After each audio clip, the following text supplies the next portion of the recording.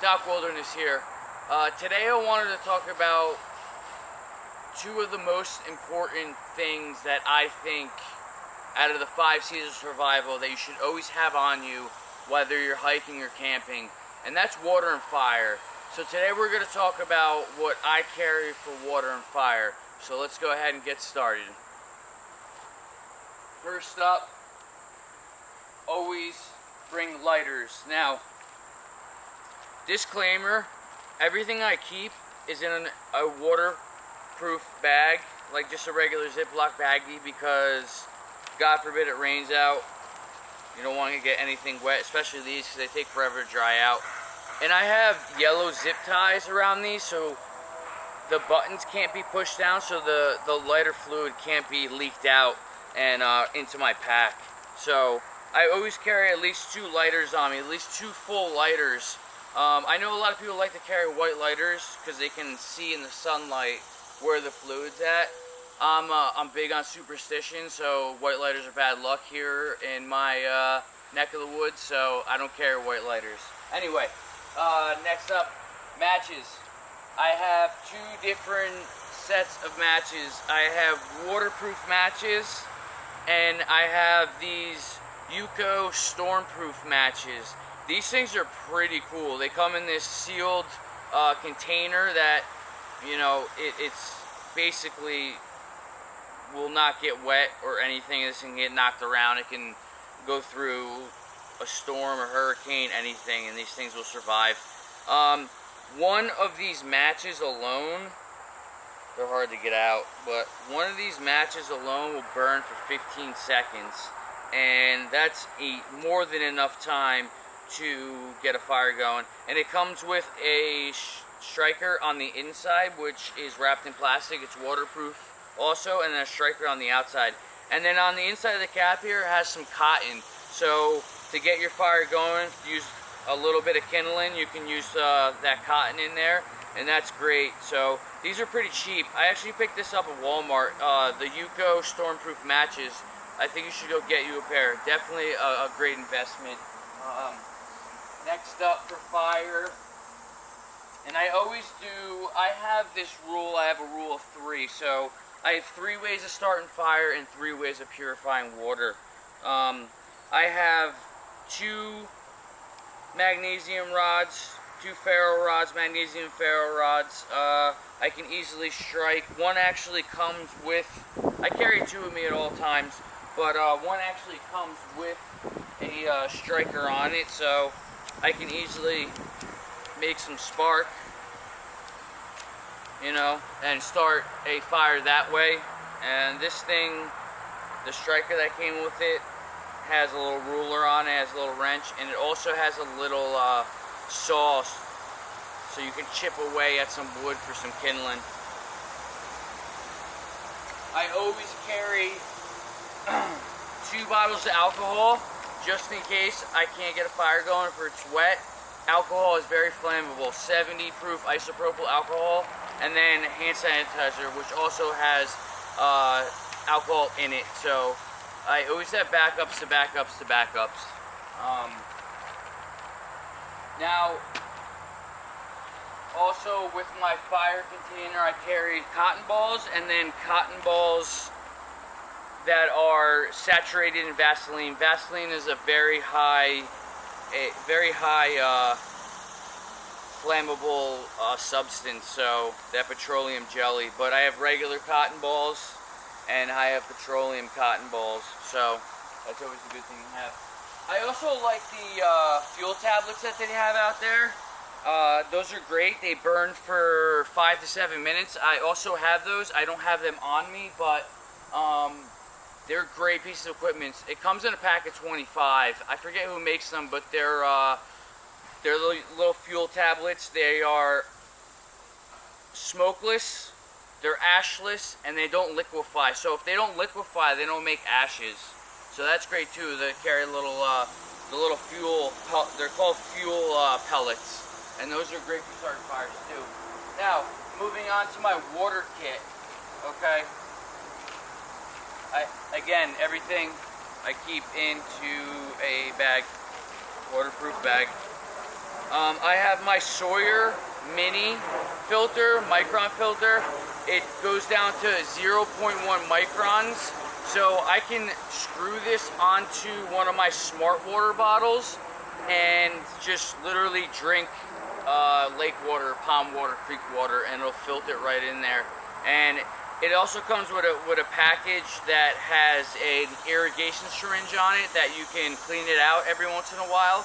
This thing will last for over, it's either 10,000 times or 100,000 times, one of them, but whatever it equals out to, like 175 years this thing will last. Also, you can't forget the tablets. Now, the tablets that I go with are the tetraglycine tablets because they can do up to 1 liter, not 32 ounces. So 2 of these drops into 1 liter and it purifies. And then this is the neutralization plus tablets. So these go together. These are Coleman. So you drop 2 of these tetraglycine tablets into your 1 liter of water, and then you neutralize it with these, and after 30 minutes you're ready to drink. And that also filters out everything, you know, that will harm the inside of your stomach, and you don't want to be throwing up or throwing up out of the other end, if you get what I'm saying. Also, last but not least, for my water making kit, always have a way to boil water.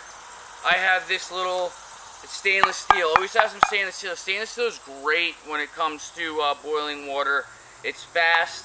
It's double-walled stainless steel. I can, you know, easily put a fire to this. I can hold it over a fire. I can set up a little grate, like a grill almost, and boil some water. And I also have this Stanley 3-in-1. It also acts like a steamer, so you can boil water, and this has holes in it for like a steam pot. And it also comes with 2 cups that you can drink out of. These cups are plastic, but this that I end up boiling water in is going to be double-walled stainless steel also, and it has measurements on in here. This goes up to 20 ounces, which is 591 milliliters, so 20 ounces. If I can get to at least 33.8, which is 1 liter, I can fill up my smart water bottle and I'll be good to go. And this thing has a nice little locking mechanism. Also, most of the time I don't wear a pair of gloves, but sometimes you want to. Disclaimer, I would always wear a pair of gloves if you're holding this, because it's metal to metal and you can actually burn yourself through, because this can get hot also. But it has a nice, you know, little distance from you holding it from the fire, boil the water. Also, same thing with this, but always wear gloves. It's always a great idea. This also has a locking mechanism on it. If I pull that back, this doesn't come up, but this is actually made to fit on the bottom of a Nalgene bottle. I just don't do the Nalgene bottle thing. I do the smart water bottle thing. So, yeah. And I carry all of this in either this little dry proof ditty bag that says fire and water on it, my fire water kit. That's what we're going over today. And this waterproof bag. Now, if I needed to go grab water out of the creek, the pond, the lake, the river, whatever, I can actually scoop water up with these two as a dry bag almost, and bring it to my pot to boil it, to filter it. So these things are great too. Everything I have, everything I carry is made for something, even if it's, you know, a container for something else. And that's, you know, pretty much it. And also, I always carry this survival bracelet on me. It has a little kindling picker on the end of it. It has a whistle. But the reason I'm talking about this is because in the middle buckle for the buckle, okay, is a magnesium ferrule rod. So when worst comes to worst, if I need to, I can snap these two pieces off of the buckle and use that to get a nice spark going for a flame. And it also has a 550 cord on it too. It's great. I like it, but I always, like I said, I have my rule of three. 3 ways of making fire and 3 ways of making water, because combustion and container are huge parts of the 5 C's of survival, and you're not going anywhere without water. You can only last 3 days, if that. And if you're camping or hiking, I doubt you can even last 3 days without water. Food is a little more distant. It's about 3 weeks, so I'm not too worried about that. I do have MREs that I pack with me, but that's a whole nother ball game. But this is my fire and water setup. It's what I go with. It gets me through what I need to get through. You know, a 2 to 3 to a 5, maybe even a 7-day camping trip or a day hike. Day hike, I usually just carry 2 liters on me, but I always have 2 liters on me. 3 ways to purify water and 3 ways to make a fire. So I can purify water and make fires in 3 different ways. And also my rule of 3 comes with a lot of different other things, but today I just wanted to talk about water and fire. So it's a good suggestion out there. I know a lot of people do things a lot of different ways. This is the way I do it. This is why I'm making this tutorial, so people can watch other videos and see how they want to do it this way. If they want to, you know, they're new to this, they want to venture out and try their own thing, they have a little piece and bits from here and here and here, and they can try it this way and that way. But whatever works for you, I always say go with. As long as it keeps you alive and it can get you home safe, go with it.